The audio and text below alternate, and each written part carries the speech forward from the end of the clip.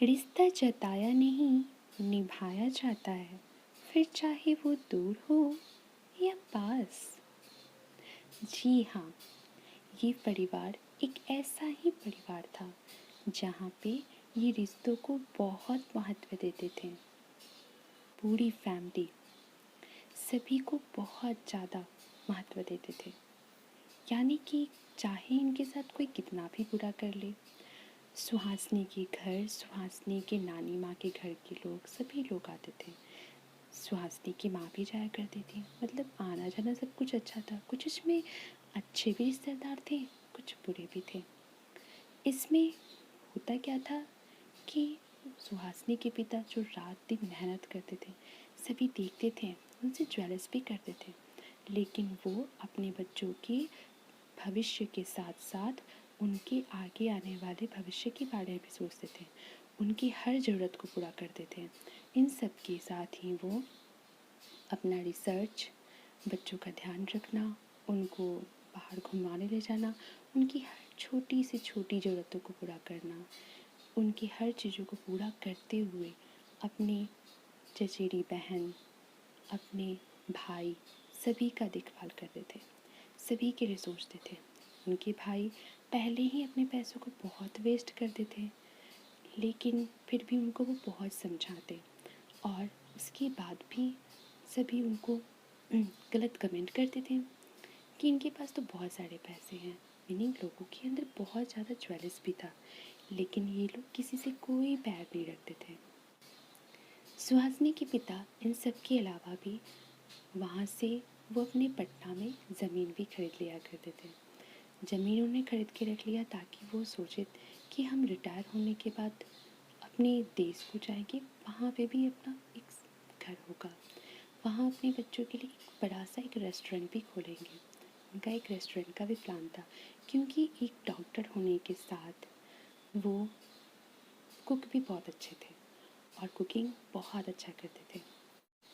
जब भी बच्चों को बाहर घुमाने के लिए जाया करते थे या शॉपिंग के पर ले जाया करते थे, तो उस दिन तो घर में खाना नहीं बनता था।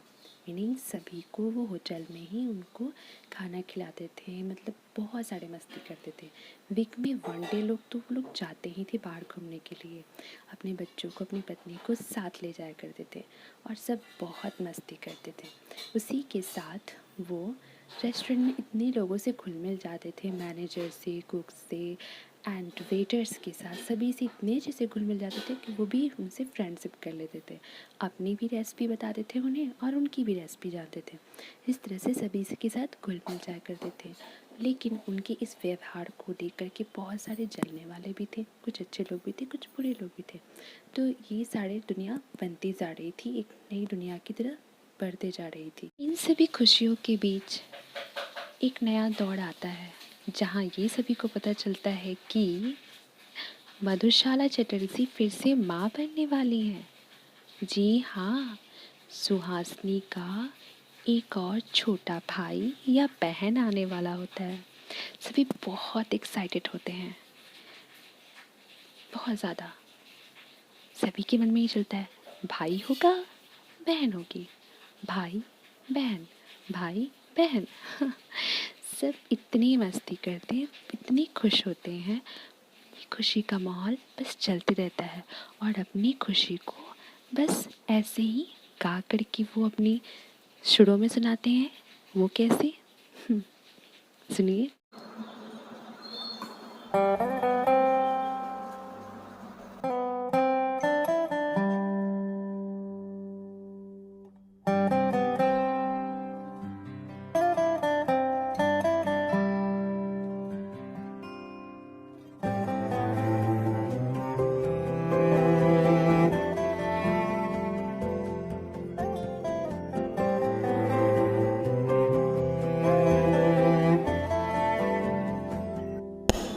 आसियाना मेरा साथ तेरे है ना, ढूंढते तेरी गली मुझको घर मिला।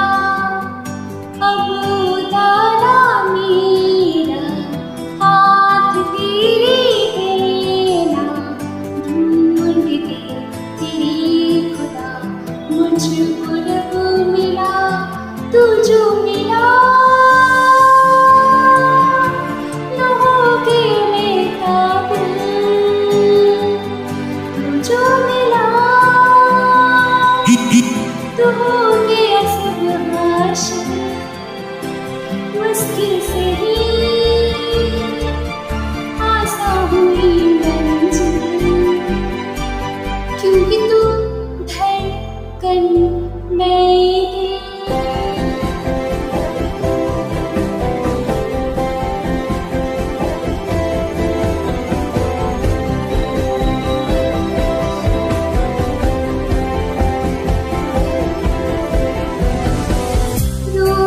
जाना तेरा मान जाना मेरा ढूंढते तेरी हंसी मिल गई खुशी राहों में तेरी राह है तू मेरी ढूंढते तेरी निशान मिल गई खुदी तू जो